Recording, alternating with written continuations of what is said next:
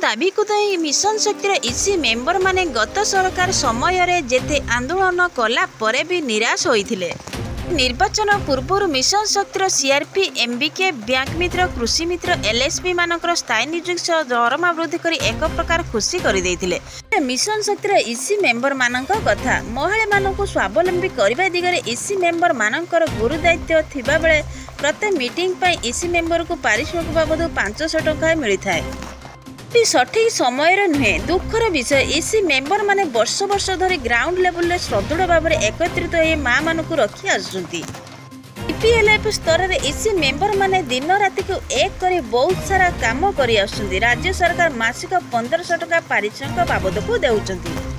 तो जानिबा संपूर्ण अपडेट खबरटी को जानिबा को हेले वीडियोटी को शेष पर्यंत देखंतु। आम चैनल सह जोड़ी रहबा कहले चैनल को सब्सक्राइब करी पाखरे आसुतिबा घंटी चिन्ह को दबाई दियंतु, जहा फल रे एई भली लेटेस्ट अपडेट आपण माने सर्वप्रथमे पाई परिबे।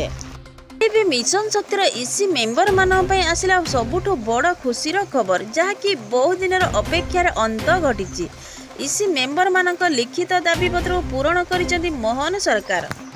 मेंबर मान दरमा व पारिश्रमिक राशि बढ़िला। मिशन शक्तिर इसी मेंबर मान कथा बुझिचंती राज्यर मोहन सरकार कि सेमानंकर दीर्घ दिन आशा पूरण करिसेंती राज्य सरकार।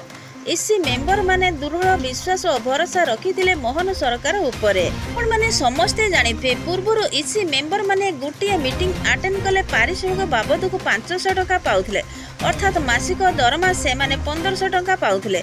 किंतु वर्तमान इसी मेंबर मानकर सरकार दरमा वृद्धि 5000 को करिसेंती।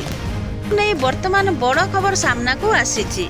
पंचायत मानकर थिबा स्वयं सहायक गोष्ठी गुडी को सक्रिय करी सुफल करैथिबारे इसी मेंबर मानकर मुख्य भूमिका रहिछि। ता सहित इसी मेंबर मानक दस्तखत रे स्वयं सहायक गोष्ठी मानक ऋण मिलता है। इसी सदस्य माने 1500 टंका पारिश्रमिक रे वर्ष वर्ष हेबा कार्य करि आछंती। तो सही काम देखि गत सरकार किछिटा प्रोत्साहन राशि जुगाई देइथिले, सेथिरे इसी मेंबर माने अत्यंत खुशी थिले। मोहन सरकार आसिया परे मिशन शक्तिर इसी मेंबर माने मोहन सरकार पाखरे दाबी रखिचंती कि मेंबर मानकर परिश्रमिक हिसाब रे पारिश्रमिक मिलू, को स्थायी नियुक्ति मिलू। इसी मेंबर मान कार्यकाल 65 वर्ष को वृद्धि करने सहित सेवानिवृत्त हेबा बेले 5 लाख टंकार सहायता राशि प्रदान करा जाऊ। सरकार देइथिबा इसी मेंबर मान को ब्लेजर रो सम्मान दिया जाऊ।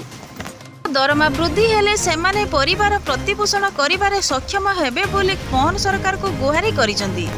वीडियोटी भल लागि थाए वीडियो गुडे लाइक करंतु, कमेंट करंतु, शेयर करी समस्तन को जणांतु।